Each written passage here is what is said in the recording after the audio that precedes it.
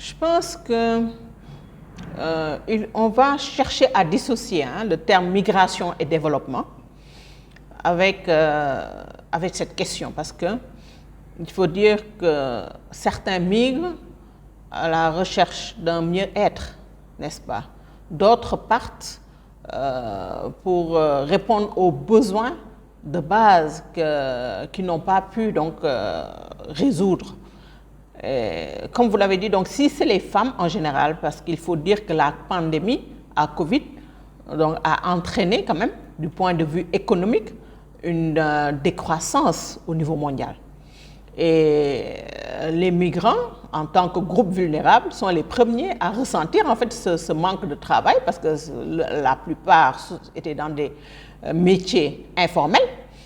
Et avec la pandémie à Covid, ils n'arrivaient plus donc, à se retrouver. Et ils ont pris leur courage à deux mains.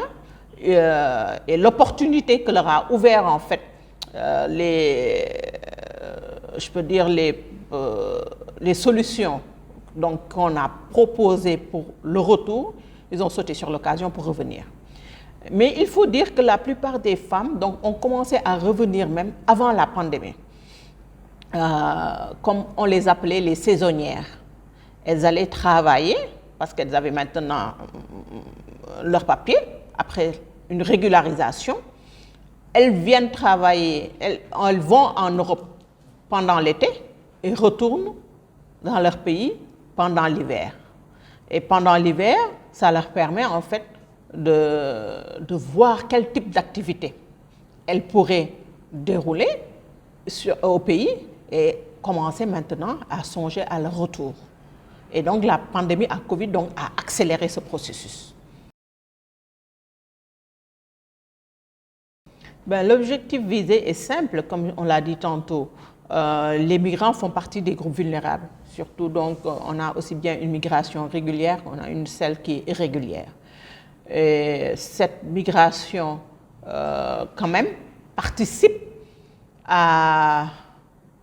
Je pense que cette migration également participe également à la vulnérabilité des femmes et des filles en général. Elles sont vulnérables et une fois, donc, elles sont déconnectées des réalités de leur pays et la plupart veulent rentrer, mais par peur du regard de l'autre ou bien par peur même socialement de leur réinsertion sociale, donc on choisit de rester malgré elles. Et donc ces opportunités offertes par ces partenaires et ces ONG leur permettent non seulement de retourner, mais de pouvoir, donc, elles sont accompagnées pour leur réinsertion, donc aussi bien sociale que professionnelle. Et donc la plupart donc reviennent, parce qu'elles connaissent en fait les réalités de la migration, qu'elle soit régulière ou bien irrégulière. Oui, je pense que l'État a bien compris. Vous avez vu que l'État a mis en place le comité interministériel de lutte contre l'immigration clandestine de SILEC, qui prend en charge toutes ces questions et qui a très bien compris que ce comité devrait intégrer donc, les organisations de la société civile et toutes les associations. Donc, son premier plan stratégique, donc, il l'a partagé avec toutes les institutions et les structures. L'idée, c'est de pouvoir donc, ratisser aussi large pour prendre en question de façon efficiente donc, cette question donc, de migration et surtout d'accompagnement des migrants de retour. Et, je pense que l'État est en train de le faire.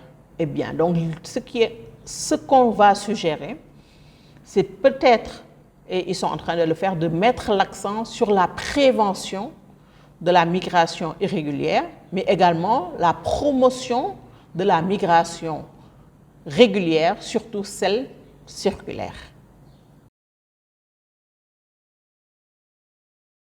Je pense qu'il faut reconnaître en fait que les secteurs qui sont touchés par la migration, on sait que c'est la pêche, également c'est le secteur agricole, mais il ne faut pas occulter que la femme quand même a naturellement donc, ce don en fait de gestion, parce qu'elle a toujours géré la famille. La femme, elle a presque un don inné de management, donc elle sait à la limite mieux faire que l'homme Pour ne pas, je ne dis pas que l'homme ne sait pas manager, mais la femme est appelée à manager une famille. Donc, elle est éduquée pour gérer ses enfants, son époux, donc son ménage.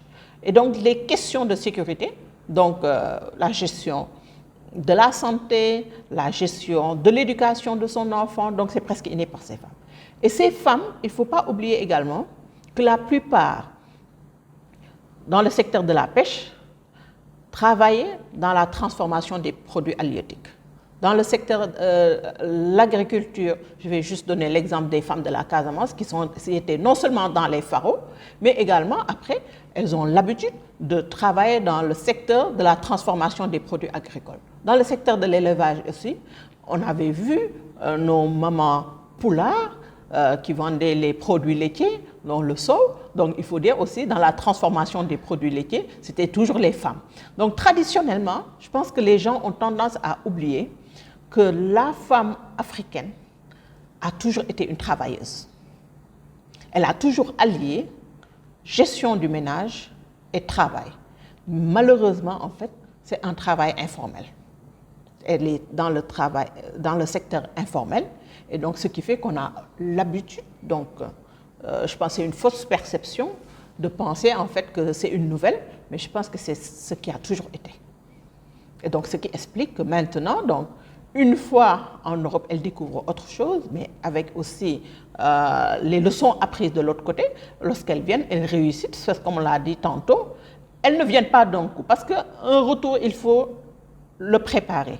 Donc, ces saisonnières qui partaient et qui revenaient, donc mettent en place un système qui leur permette, donc lorsqu'elles sentent que maintenant c'est bon, elles sont installées et définitivement, et je pense que c'est la clé quelque part de leur réussite, le fait de le préparer sur le long terme. Je pense dans la formalisation des activités génératrices de revenus de ces femmes, l'État doit les accompagner. L'État doit les accompagner dans le secteur du développement communautaire, de l'industrialisation à petite et moyenne échelle, mais également dans le transport, dans le secteur du commerce. Donc de plus en plus, on voit des femmes qui s'organisent sous forme de GIE. Je pense qu'il faut, comme je l'ai dit tantôt, les accompagner à l'inclusion. C'est important l'inclusion financière parce que quand même, ça leur permet de mieux gérer et donc ça permet également à l'État de pouvoir faire de bonnes propositions et ça permet encore, comme on l'a dit tantôt, de pouvoir proposer des activités donc circulaires, c'est-à-dire en fait des prêts qui permettront à d'autres de pouvoir bénéficier de ces prêts parce que ça marche. Donc, tant que ce cercle marche et n'est pas arrêté, donc normalement, ça va marcher. Et donc, ça, seule l'inclusion financière pourrait les aider, mais également aider l'État à mieux les accompagner. On a beaucoup de programmes, énormément de programmes, mais il faut également une bonne coordination de tous ces programmes. On a des programmes migration, santé, migration, développement. Je pense, les programmes également de l'ADR, les programmes de jeunesse. Je pense qu'il y a une pluralité de programmes qu'il faudrait recentrer et mieux coordonner au bénéfice aussi bien des femmes, des jeunes que des groupes vulnérables, donc vulnérables dont les migrants. Bien sûr, parce que vous savez, les femmes ont d'autres fonctions qui ne sont pas rémunérées. En général, comme l'éducation des enfants, la prise en charge des enfants, le travail domestique invisible. C'est des charges qui ne sont pas rémunérées, n'est-ce pas?